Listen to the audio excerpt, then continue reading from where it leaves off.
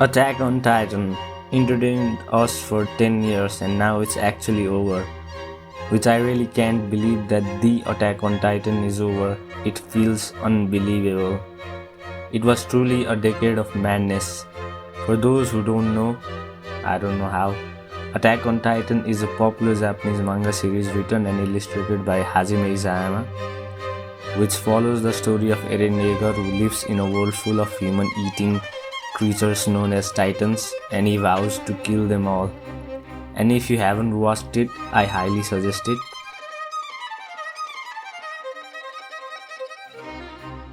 Season 1 introduced us to the very intriguing world of Attack on Titan. Season 1 did a really good job at setting up the world and the characters.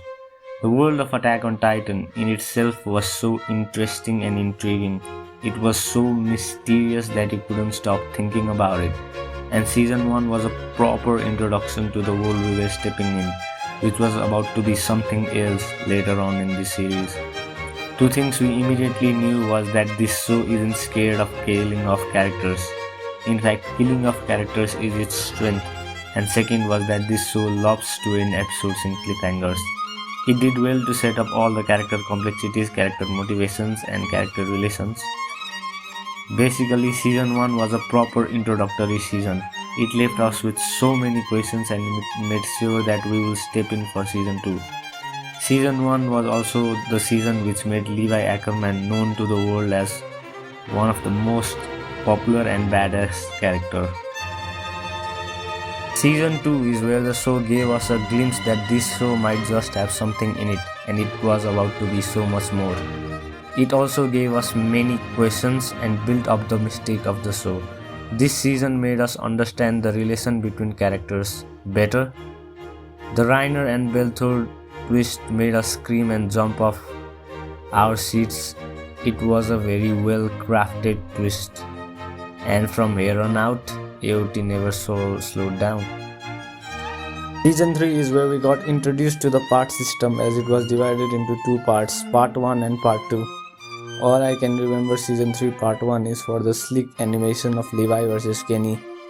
It was truly a treat to watch. It also revealed some information about the world of AOT, but also gave us a lot more questions. I think this was the part where we saw Rod's Titan, which was horrifying to look at, and it perfectly built up what was going to be one of the best anime seasons ever, Season 3 Part 2. Season 3 Part 2 made AOT from a great anime to one of the greatest anime of all time. Everything that had been built up from Season 1, Season 2 and Season 3 came into fruition. And we found out the answer what was in the basement. This season had both Zeke vs Levi and Colossal Titan vs Eren and the others. This season was grouping from the start to finish and it was like watching a soft film with us being at the edge of our seat. Because this part didn't slow down at all and we thought how could this show get any better, and there comes Season 4 Part 1. Season 4 Part 1 was one of the most hyped anime seasons ever. The internet went crazy. AOT quite literally broke the internet. Season 4 Part 1 had Eren that had gone rogue, which made Eren one of the best main characters of all time in anime history. This season was a full Eren show through and through. This show also gave us crippling depression including the characters in the show. This season had made everyone confused and rethink if they are supporting the good characters or the good characters are even good at all, which just goes to show the masterful storytelling that is done in this anime. This season did well to set up all the new characters, mainly Gabi and Falco. It also had quite an emotional death of one of our main characters, which made Gabi like one of the most hated characters in the anime. Season 4 or the final season was our introduction to the confusing season naming system.